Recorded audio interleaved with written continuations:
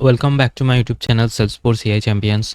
Today we'll be going to talk about how to activate Salesforce MCP server. So I'll be going to demonstrate that in some time. Before that, I'll just going to talk about little bit like what is MCP server. Like for MCP server, the full form is Model Context Protocol, is an open standard to bridge the gap between the AI assistant. For example, in this diagram, AI assistant LLMs, like for example your Claude, Gemini, ChatGPT, those AI assistant and MCP servers are acting like a bridge.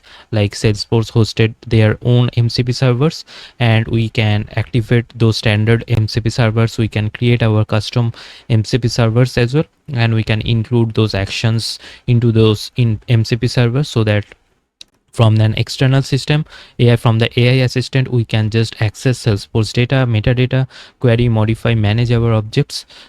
So at a high level, these MCP are like standardized to bridge the gap between the AI assistant and your Salesforce CRM data, allowing agents to securely interact with Salesforce resources without complex custom integrations.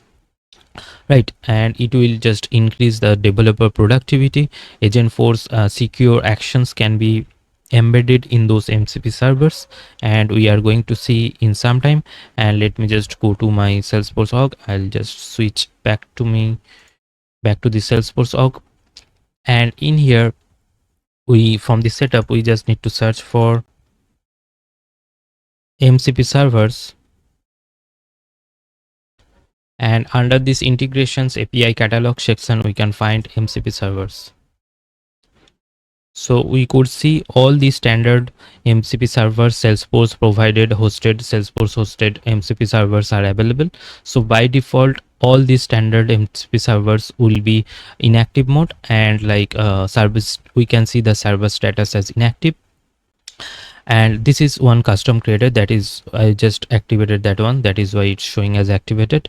But those standard custom actions, those standard MCP servers will be in inactive mode at first, and we could see like what are those tools involved and what are the prompts involved with this MCP server. For example, let me just open this MCP server. We can just click on this drop down and click on this view details as well, or we can just copy the server URL as well.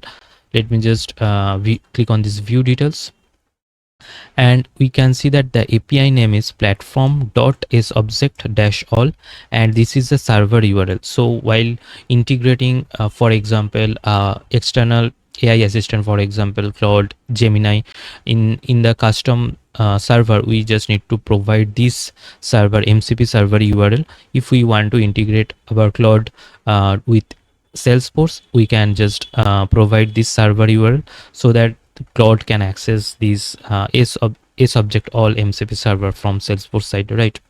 And in that case, we just need to provide this server URL like api.salesforce/platform/mcp/v1 version 1 and platform/sales a subject dash all. And we could see the different tools are available, different tools actions available, like for example get related records. So basically we can find like a get retrieve child records related to parent record by traversing relationship. Use this instead as of a separate SQL when you already have a record ID and needs it related records. So we can see that like different tools are involved in this a subject all MCP server. And for also there are, as like we see in Agentforce agents, we can see like standard Agentforce actions are available. So those actions are being introduced in this MCP server as tools, like, right? So get recently viewed records, we could see query records SQL, then search across object SL,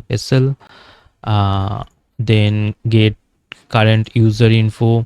We could see our JSON structure, how the input schema will be, and we can create records as well, like create a new record called describe as object first to understand required fields and valid values.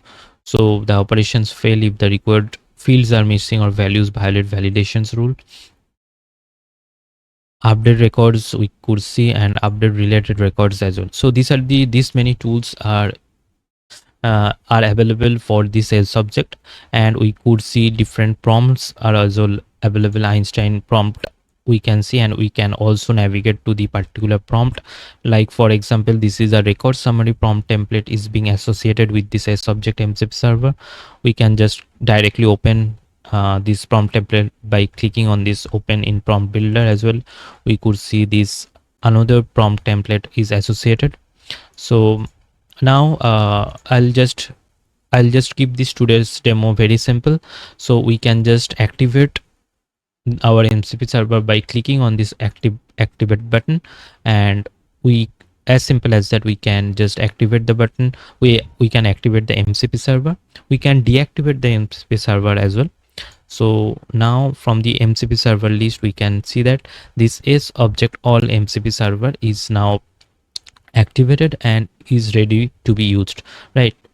So in the next tutorial, I'll going to talk about like how we can create a Salesforce custom MCP server in which we can add different tools as like the standards. We can add our own tools, our own actions into that MCP server, so that we can just use the MCP server to access the uh, Salesforce data smoothly without any custom integrations, and we can just access our Salesforce data like from external AI assistants. So please stay tuned, and if you like this video, please do like, share, subscribe my YouTube channel. I'll be uploading more tutorials on Salesforce Omni Studio data cloud topic as well as Agentforce topic.